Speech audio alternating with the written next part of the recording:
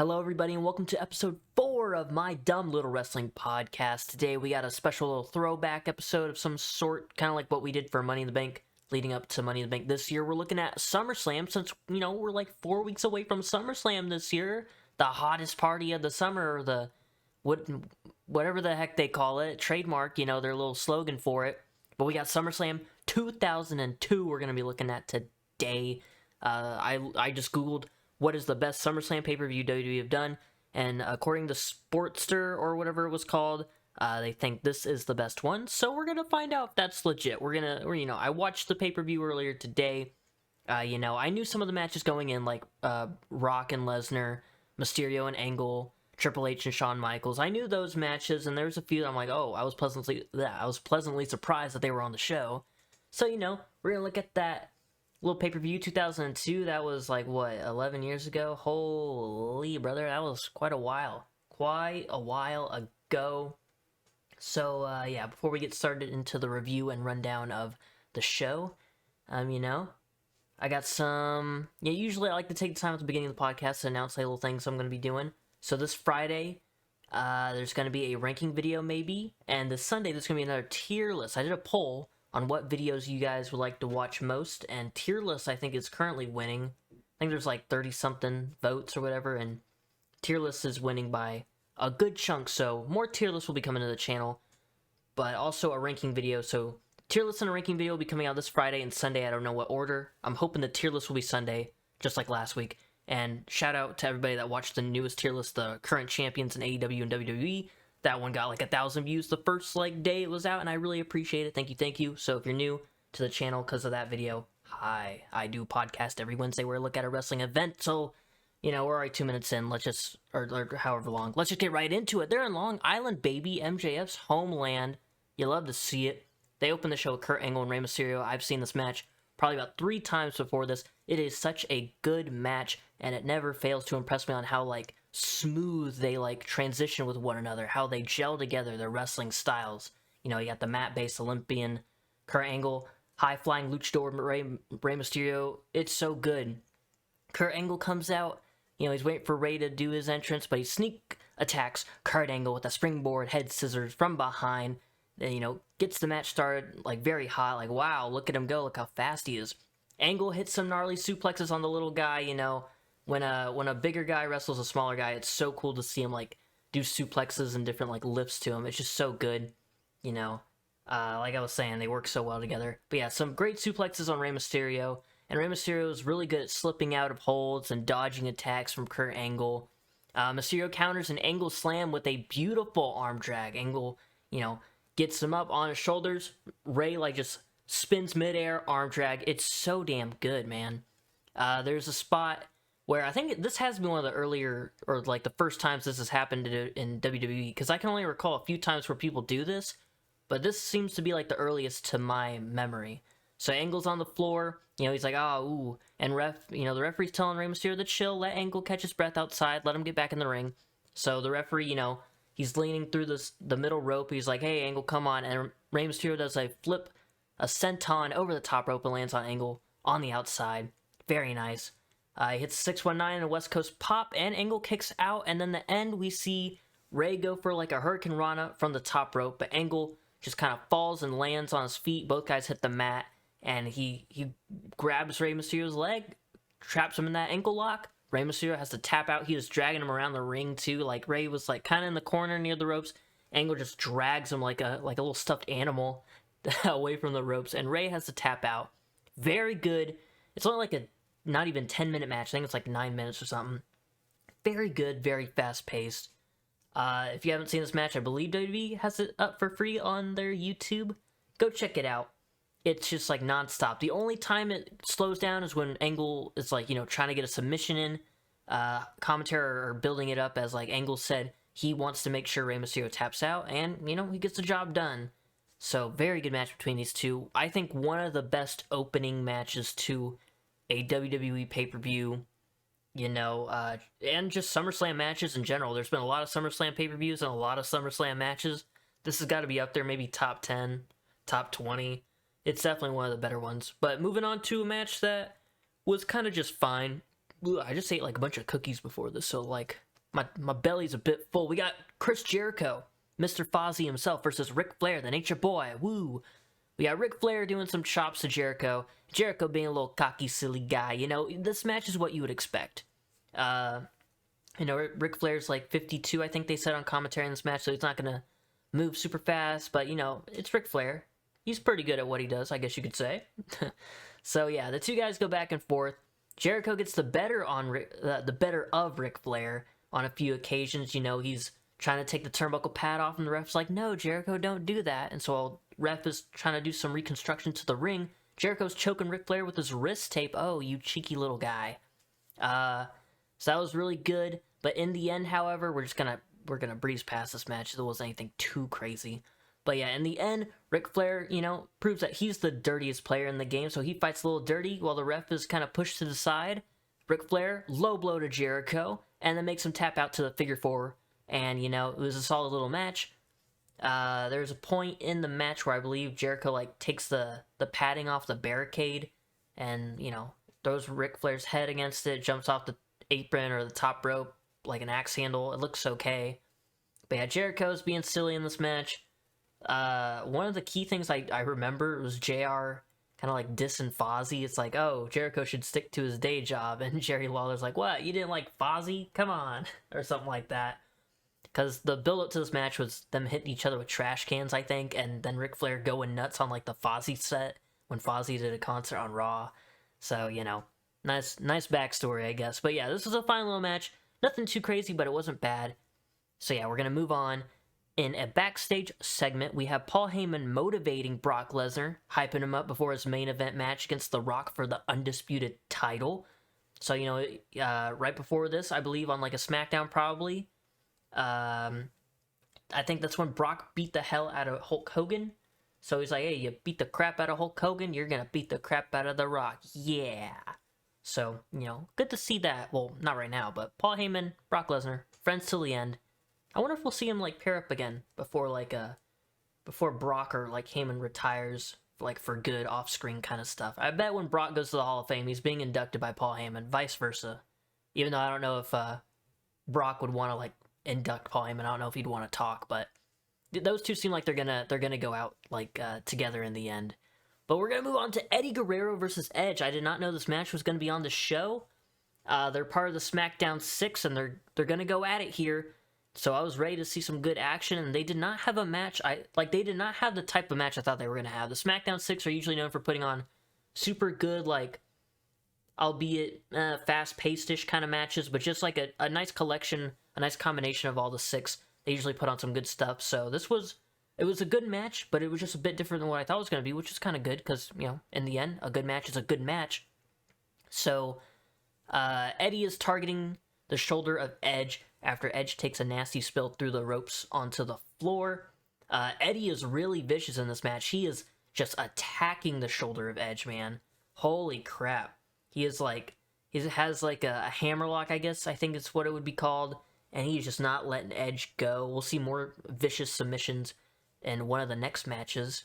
But this match seemed like it was going to be like, you know, one of those fast-paced SmackDown 6 matches like I was saying, but it got turned into a really calculated bout from Eddie Guerrero. He played a really tactical heel, targeting the injured body part. But then towards the end of the match, we have like back and forth action with both guys hitting big moves. Edge suplexes Eddie over the top rope and drops him on the floor, then hits a huge crossbody from the top rope while Eddie is still outside. Eddie counters a spear, Edge counters a frog splash. But then Edge finally gets the execution, I believe, or yeah, the big DDT, and Eddie hits a frog splash, but he doesn't hit like a normal frog splash. He does it on Edge's injured shoulder, his injured arm. So that was very unique, very cool to see that.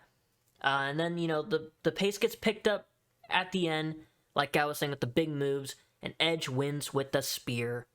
It was a very good match between these two guys. You know, Eddie and Edge, you can always count on them to put on a good match.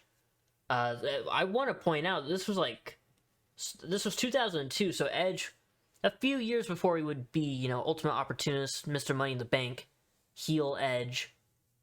But he looked like a star. I think I don't remember what his old theme song was. I know it's the You Think You Know Me. I think it's like Rob Zombie or something. I don't know. That's what it sounded like. He looked like a star, man. He got the long, like, slick black coat that he had on, his sunglasses. The crowd gave him a loud reaction. He looked like a star 3 years before he really, like, broke out. So, good on Edge, man. It's been pretty cool throughout his whole career, I guess you could say. So, good for him. But we're moving on to the Un-Americans, Christian and Lance Storm versus Booker T and Goldust. It's the first title match of the show. So, yeah, Un-Americans put in the titles on the line against Booker T and Goldust.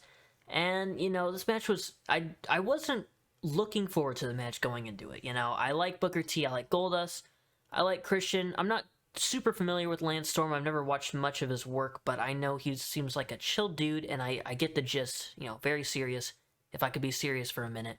But yeah, but on this... I mean, during this match on commentary, Lawler and JR, like... You know, they're talking about America because Un-Americans. And during Booker T and Goldust's entrance, Lawler and JR's announce desk is it's on like this weird stage. Like, you know, on Raw back in the day, it used to be like on the entrance ramp kind of area. Here it's like, it's not on the stage, it's not on the ramp, it's not by ringside.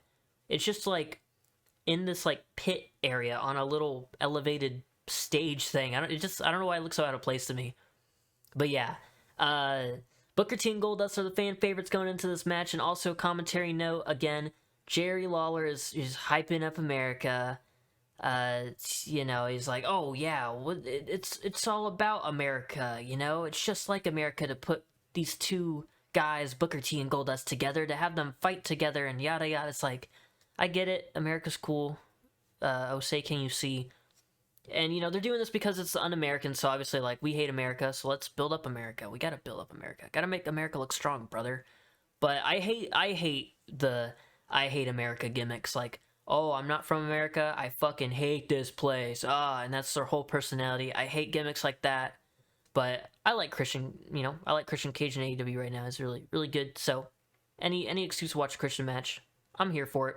But Goldust has been getting beat down by the Un-Americans, and he finally makes the tag to Booker T, but the referee didn't see it because he was busy doing something, and, you know, he sends Booker back to the apron. The crowd start really chanting Booker T's name, you know, Booker T, Booker T. They want him in this match. Storm and Christian do a good job of keeping Goldust away from Booker. They go for, which I didn't think this match would have a spot like this, but they go for a concerto on Goldust, but fail while the referee is dealing with Booker. And he doesn't, like, turn around right away when he hears, like, the two metal chairs, like, clinking together after the missed concerto. Like, are you deaf, brother? But, you know, when he finally does turn around, he sees Goldust make the tag to Booker. Storm, you know, after Booker gets, like, all his hot attacks, you know, the hot tag out, everybody's hyped Booker T's in the match now. But Storm goes for, like, a jumping kick, and he flies over Booker T and nails the ref with the kick, dude. It actually looked pretty sick. So while the ref's down, Booker T hits a double scissor kick on the Un-Americans. Usually, you know, it's just a one person. I did not expect to see a double scissor kick on Lance Storm and Christian, but it was pretty cool. But, you know, obviously the ref's, you know, not there at the moment, so the Un-Americans' third member, Test, runs in, boots the ever-living shit out of Booker T, and Christian capitalizes, covers Booker, 1, 2, 3. Solid little tag match. Un-Americans retain. I didn't expect anything special, and, you know, it was a simple tag match, but, you know, the fact that I didn't think it was going to be much, and I still had a pretty good time watching it, says a lot about the talent in this match, so good for them.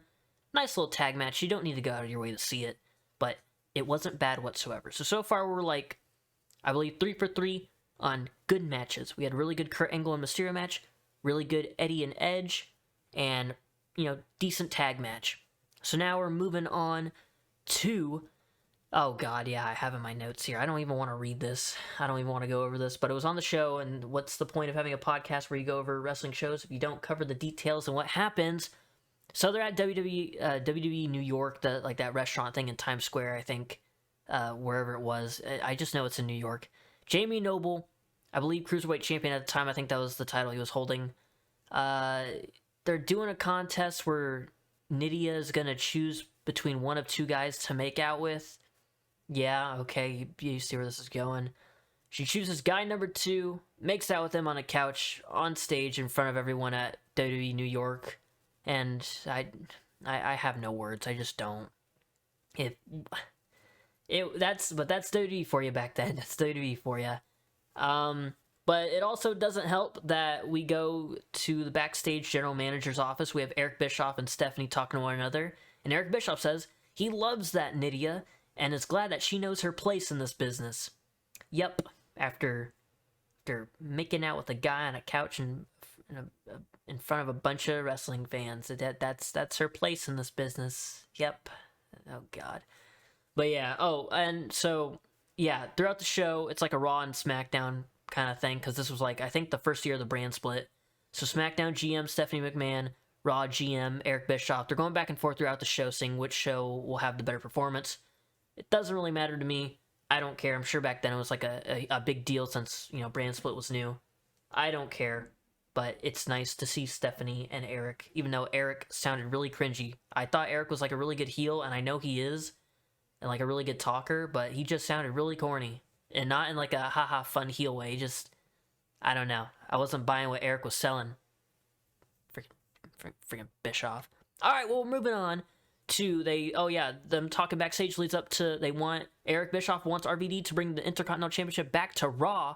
So we have Chris Benoit defending the Intercontinental title against Rob Van Dam. And this was like the second longest match on the show. I thought, because every match leading up to this point was about 10-ish minutes or so. A little less, and I thought this was going to be, you know, a little 12-minute match maybe, but this thing went on for 16 minutes, so that shocked me. It went like nearly twice as long as I thought it was. But we have Benoit representing SmackDown, like I said, RVD representing Raw. Rob Van Dam does a nice sequence where he flips over Benoit in the corner, kind of like a front roll, where he like pops up and around Benoit. I can't really like describe it really good, but he does like a somersault or like a front roll to the corner, gets to the second rope, huge crossbody, very nice. RVD is a very springy boy, and you love to see the maneuvers from him. RVD gets hit with a nasty German suplex right after, though. Like, you know how RVD likes to sell them things pretty nasty. Gets folded up like an accordion after that German suplex. This match was, I think I brought up, you know, back and forth a couple times throughout this little review of the show, but this was a very back and forth match. Like, every time Rob Van Dam would hit one little move, Benoit came back with another attack. So it was mainly like one-sided in Benoit's favor, but like RVD would get a move, Benoit would get a move, you know, lock him in a submission, you know, beat him down some more. RVD would get a move, Chris Benoit would get a move in. So very back and forth. But yeah, he's locked in the crossface, the crippler crossface, and he reaches the ropes. So good for RVD. He's very resourceful. We see Stephanie and Eric during the middle of the match again. We're back seeing what they're up to, and they are very invested. Stephanie says, "Get him, Benoit," supernaturally, and it doesn't sound like someone just told her to blurt it out or anything. Yep, it's just so natural. But whatever. I digress, as Taz would say. Benoit puts a freaking beating on RVD in this match, man. It got not uncomfortable, but it was like it got, after the bit of back and forth that there was, it got a bit more one-sided, but RVD was hanging in there throughout this match, man. But Benoit just stayed on top of him. Van Dam makes a small comeback after countering a top rope back suplex. The top rope back suplex counter that most people do, where they're falling back midair and RVD spins into like kind of like a cross body. They hit the mat, and then RVD hits the 5-star frog splash and freaking wins the Intercontinental title. It actually shocked me because RVD got a few moves in. It was like, all right, RVD comeback, Rolling Thunder, yada yada. Then Benoit was kind of back on the attack, but after that back suplex counter, he just won. That match was like probably 70-30, I would say. Or maybe it's just because Benoit's offense looks more like brutal, I guess. RVD's like style and like cool kicks, you know, and like kind of fast, but Benoit's more like stiff, like more of like a fight brawling submission type guy. So maybe that's why it felt more one-sided. But RVD winning, it shocked me, because Benoit was low-key destroying RVD throughout the match. He locked in the crossface 3 different times, but good for RVD. Very tough match, and I like RVD. So yeah, and despite, you know, we all know about the Chris Benoit stuff, but Chris Benoit was a very good wrestler. So, you know, if you take away what happened with him, his matches are fairly entertaining to watch. You know, you just sometimes that little afterthought of what he did creeps in and it ruins it a little bit. But I kind of shoved that out of my head for this match actually, which is crazy. Mainly because I'm a big RVD guy. I like RVD, so I was mainly focused on him. But yeah, RVD Intercontinental Champion. He brings it home to Raw. Eric's happy. Stephanie laughed in his face. I don't know why. I don't even think she said anything. I didn't write it down in my notes, but it's just now coming to me that, like, Eric Bischoff said, well, if you want to see the Intercontinental title, you better tune into Raw. And Stephanie just stares down and goes, ah ha ha ha ha ha ha ha. And I forgot if she said anything after that. So, okay, moving on. We have the Un-Americans back, except this time it's not Christian and Lance. It is just one Un-American, the big, tall Un-American Test, versus the big, tall American badass Undertaker. We got an Undertaker match, baby. I did not think we'd see an Undertaker match. But in the video package before the match, this kind of was a bit weird to me. You know, they're asking, who are the Un-Americans, and what is their purpose? And, you know, I'm sitting here like, well, you know, 2/3 of the Un-Americans, Christian and Test, they've been in your company for like 3-4 years now at that point. You know, and Lance showed up about a year prior to this, because during the whole WCW invasion thing, so it's like, you know who these guys are. They've been there for a year or more. But anyways, this match starts off like pretty fast with Test and Taker. They're running the ropes, you know, doing the little reversal Irish whips. And Taker does a freaking leapfrog over Test. Holy shit. I never thought I'd ever see Undertaker do a freaking leapfrog. Maybe I'm missing out on some old school Undertaker matches, but dude has hops apparently. Test shoves the referee into the ropes while Taker is going for the old school, you know, where he grabs the arm, he twists it, and he walks the ropes. And Test shoves the referee into the ropes and shoves Taker to the outside. So Test is now, he's got the upper hand.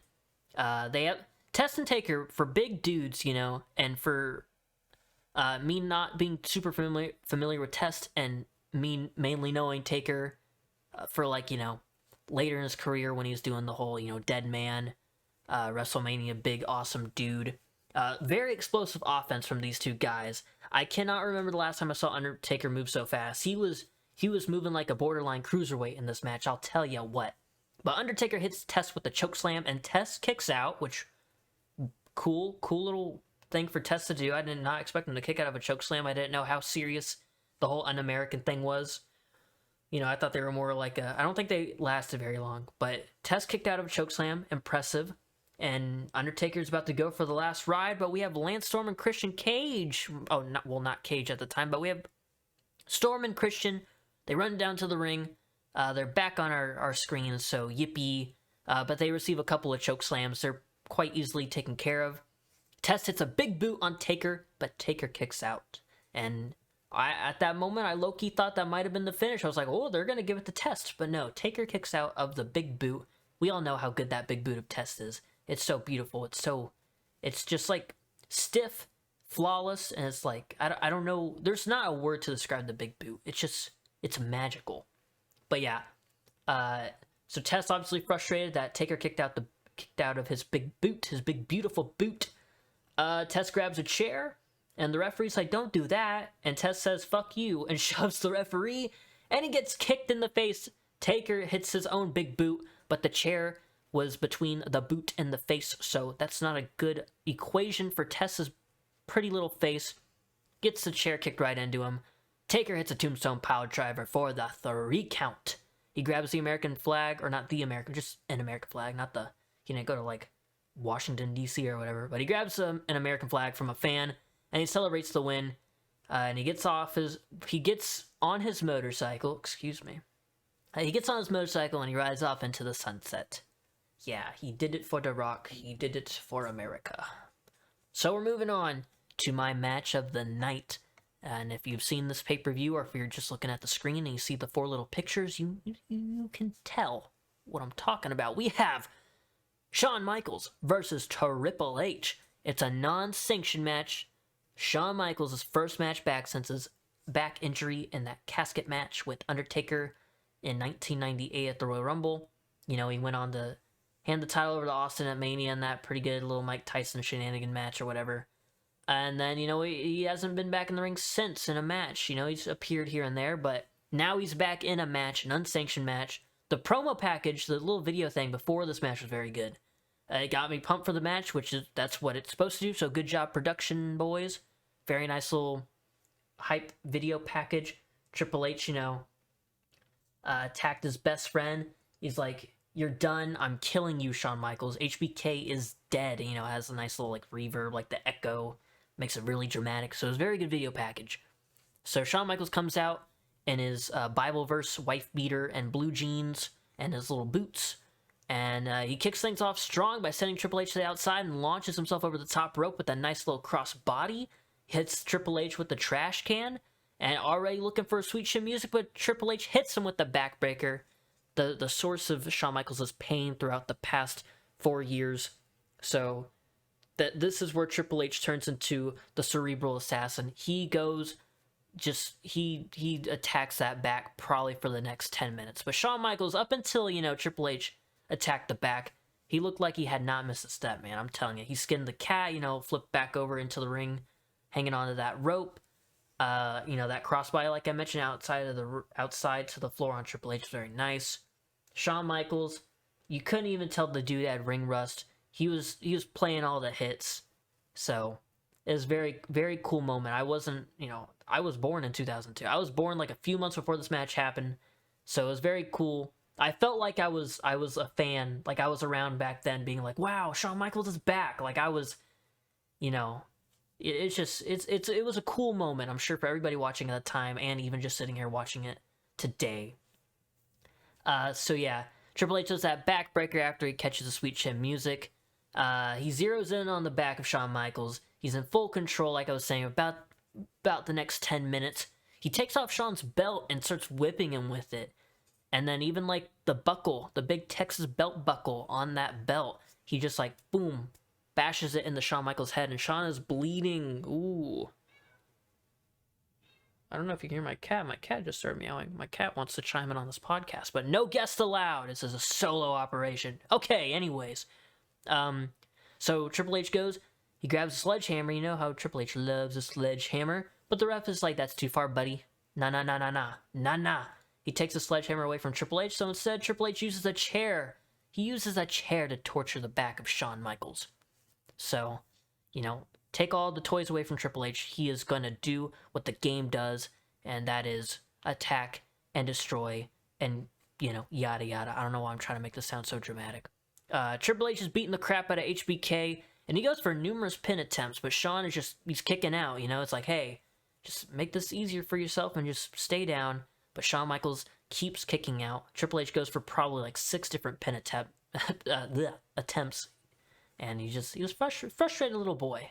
Or a big boy, actually. He was pretty muscular, that Triple H. That Triple H was very muscular, wasn't he? But, yeah, so he goes for a pedigree on the chair, but Shawn Michaels drops down and then hits him with a low blow. We've seen a low blow earlier in the night with, whatchamacallit, Ric Flair and Jericho. So now we see again, HBK is able to super kick the chair that Triple H was using into the game's face, and now Triple H is bleeding. It's a blood fest. It's a blood feud. It's a blood match. Michaels is fired up, and he's gonna kick the crap out of Triple H. So Triple H gets whipped with the belt, taste of his own medicine. They brawl to the outside. Michaels takes off the Spanish commentator Hugo Savinovich's shoe. He takes his shoe off, bonks Triple H over the head with it. Very silly. And Shawn Michaels, while he's, had that short little retirement spell, he was really enjoying the Hardy Boys' work, so he pulls out a ladder and tries to do things, with said ladder. Triple H is getting the shit kicked out of him on the outside. He does a little slingshot, grabs his legs, fall back, sends Triple H into the ladder. When he first pulls out the ladder, he just battering rams that thing into Triple H's head. Oh my goodness, you don't see stuff like that anymore. Because they like to take care of the wrestlers now. No shots to the head, nah. But yeah, Triple H is just getting the absolute crap kicked out of him on the outside. Shawn Michaels sets Triple H up on a table. He leaps off the top rope with a nice splash, puts him straight through that table on the outside. And he's not stopping there. Inside the ring, he sets up the ladder, hits his signature elbow drop off the top of the ladder onto Triple H. And, you know, it looks like it's probably about to be the end. He tunes up the band, but Triple H once again counters the sweet chin music by grabbing the leg, spins him around, pedigree, but Shawn sweeps the leg, rolls up Triple H. 1, 2, 3, Shawn Michaels. He's back. He's better than ever. You know, he's got a knack for making things better. But not even a minute later. All right, Shawn, we're happy for you. He's back. Let's go, Shawn Michaels. HP Shizzle. Triple H attacks him with the sledgehammer. It was still in the ring that whole time. Triple H grabbed it right to the back of Shawn. Shawn is just like frozen on his knees like, oh God, my back, it's killing me. Triple H, come on, man. I beat you fair and square, buddy. Please don't. And then boom, sledgehammer to the upper back of Shawn Michaels. And he has to be stretchered out while that sore loser, that bastard, that son of a bitch, because JR, you know, he hates Triple H. JR is not a fan of Triple H. You know, that cowardly sore loser Triple H, he walks to the back, nice little smile on his face. Shawn has to be stretchered out. Very good match, very good fight. The story is there, and like I said earlier, it was very cool to see Shawn Michaels back in the ring. It like brings a feeling out of you, so very good match. That's why it's my match of the night for this event. Even though Angle and Mysterio was very slick, very fast, and more of my style of wrestling than like slow kind of... This match wasn't even that slow now I'm thinking about it. I mean, I was checking Twitter every now and then while Triple H was like, you know, doing his thing where he walks around slow and he goes, yeah, I'm the game, blah, blah, blah, blah, blah. But, you know, it didn't feel like a slug at all. I think it was like 27 minutes. I checked Wikipedia. This did not feel like a 27-minute match. This felt like maybe like just 20. So they got in a lot of stuff. Very good. I'm gonna pause right now and go take care of my cats. So when I get back, we're gonna get right into that main event. All right, after a little bit of refresh, here we go. We're back, and before we get into the main event, we have another one of those little silly segments I just wish I didn't have to talk about, but it happened on the show, so we gotta talk about it. So we go from something really good, that great Triple H and Shawn Michaels unsanctioned match, to something oh my god. Alright, so we have Howard Finkel. He's saying some nonsense in the ring. Trish comes out, and apparently she's been messing with him the past couple of weeks, dumping him in a mud pit. Whatever. I forgot what she said already. This was awful. But yeah. They talk about, you know, puppies and wieners. I'm not gonna even repeat the line that Finkel said. I'm not gonna. I'm not gonna. Lillian Garcia, oh my god, I'm just flabbergasted, as you can tell. Lillian Garcia comes out. She says, you just can't get rid of me like that. You think you can get rid of me?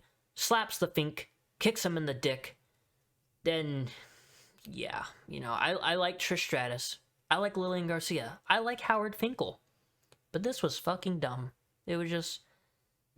I don't even care. I know, you know, there's stuff that happened 2 weeks before this that I'm sure it would make way more sense if I was, like, watching a month up to the SummerSlam 2002 pay-per-view, but I don't even want to know. I don't care. This was stupid. And it's typical, you know, old school WWE stuff, like, puppies, aha. They're talking about boobs, by the way, if you didn't know. But, yeah, it doesn't get any easier to watch, even knowing that WWE was like that back then. It's not good. But we're gonna move on to the main event now. I wish I didn't even have to like go over that. I probably should have just moved past it. But we have the next big thing, Brock Lesnar. He has the opportunity to just become the big thing, not the next big thing, just the big thing. So we have young Brock. He's coming out to the ring with Paul Heyman. He looks like a killing machine. You know, the way he's presented, just like nothing fancy, black boots, black trunks, black knee pads. Very simple, basic creator wrestler, but he is a vicious, like, muscular little dude. You know, I don't know why I called him little dude. But then we have The Rock coming out, and he is just like doing his little jump, you know, I don't even know what the heck. He's like getting warmed up on the entrance ramp. He lays the belt down on the stage, and he comes sprinting down to the ring, man. He is sprinting down, and he doesn't even do a full entrance. He is gunning for Brock Lesnar. And Brock Lesnar, he's actually a huge fan of Rocky's entrance, so he's a little pissed. So he takes out his frustration on The Rock for not completing his entrance, and he's wailing on The Rock. When he sends The Rock to the outside, and Paul Heyman gets a few cheap shots in throughout, the early stages of the match. They both end up on the mat. Rock hits a back suplex, and they both do a kip up at the same time. So isn't that fun? A bunch of spot monkeys. How dare they? Disgrace to the sport of professional wrestling. A double kip up.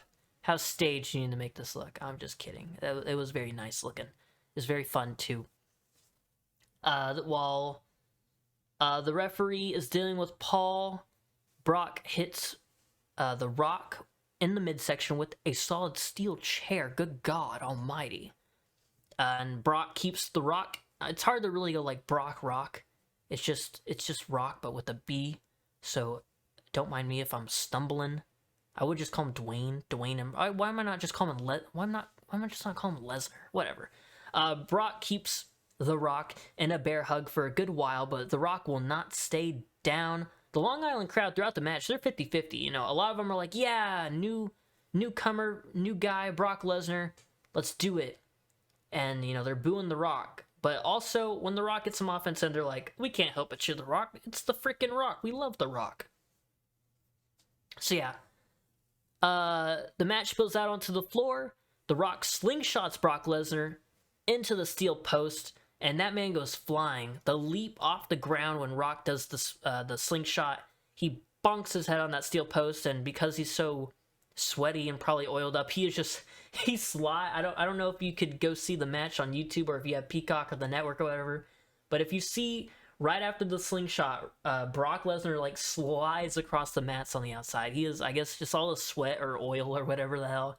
It was funny. It's like one of those little air hockey pucks. How flawlessly he just glided across the mats outside. So yeah, that was silly. That was funny. But then, oh my goodness, Rock bottoms Paul Heyman through the Spanish announce table. I was not, I expected Paul Heyman to, get some by just a nice little punch or two on the outside. But he gets full on rock bottom through the announce table. Holy hell. So yeah. Rock bottom again, this time not to Paul Heyman, but to Brock Lesnar, the bigger of the two. But Brock Lesnar kicks out. Then Lesnar, a couple seconds later, maybe not seconds, but maybe a minute later, Lesnar hits a rock bottom on The Rock, and The Rock kicks out. Taz called it the Brock bottom, proving that Taz is probably the most underrated commentator ever, in my opinion. He's one of my favorites in current day wrestling. I love Taz on commentary. I wish he would do commentary for every show. But The Rock is up for an F5, and I love this. It's a very simple counter to the F5, but it looks so slick. I wish more people would counter the F5 like this. But he does the F5. Rock is mid-spin, he lands on his feet. Very cool. Like I said, it's basic, but it just looks so slick. But then almost immediately gets scooped up again and is planted with an F5. Brock Lesnar becomes the youngest world champion in WWE. He debuted right after WrestleMania, and by SummerSlam became world champion. Very fun main event between these two. Lots of back and forth with their big moves. Paul Heyman got involved quite a bit, which I expected him to get involved and, be present. But I did not expect him to, be as much of a distraction and get put through a fucking table. But it was a very nice main event. SummerSlam 2002. In the books right there. It was a fun show. I don't think there was a single, besides the segments, like the Lillian Garcia, Howard Finkel, Trish, and the Nydia makeout contest. Besides the two segments, all the matches were good. I'd say, not worst match, but match I didn't care for the most would probably be Jericho and Ric Flair, but they still had a fun little match. Jericho being cocky and arrogant is always, silly and fun to watch. So yeah. And also maybe, the Benoit and RVD match, it went a little too long for me, but mainly because I was expecting it to not be so long. I'm not mad that it went that long. It caught me off guard. And I don't really know how to feel about the length of it, but it was still a good match, so there's not really much to complain about there. And even Undertaker against Test, that was only an 8-minute match. It felt like 5. But that was fun, you know. Nothing really got done in that match except for, you know, America, and we hate people that hate America. And so, you know, yeah. That match, no harm. It was quite fun seeing Undertaker move like a cruiserweight. So, very cool. And so, yeah. I can't say for sure, but, you know, maybe it is the best SummerSlam, like Sportster or whatever website it was said. You know, maybe it is the best SummerSlam pay-per-view that WWE's put on. Like I said, not a single bad match, couple of dumb segments, but nothing that really damages the show. You can easily skip over those. Angle, Mysterio, Edge and Eddie, the unsanctioned match, the main event, those are all really good. Every other match, like I was saying, especially Test and Taker, they were okay, and no harm done.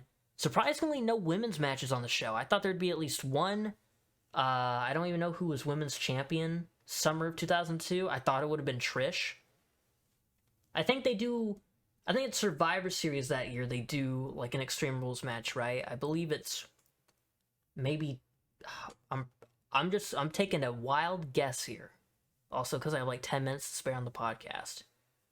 It was like a street fight, right? I swear it was between maybe Victoria and Molly Holly. Maybe Trish Stratus was one of them. I can't remember, but I know similar color scheme, like the greenish blue. They did it for Survivor Series as well. But that's where I thought that women's match would be. I thought it would be on this show, but it got it confused with a different show. No women's matches.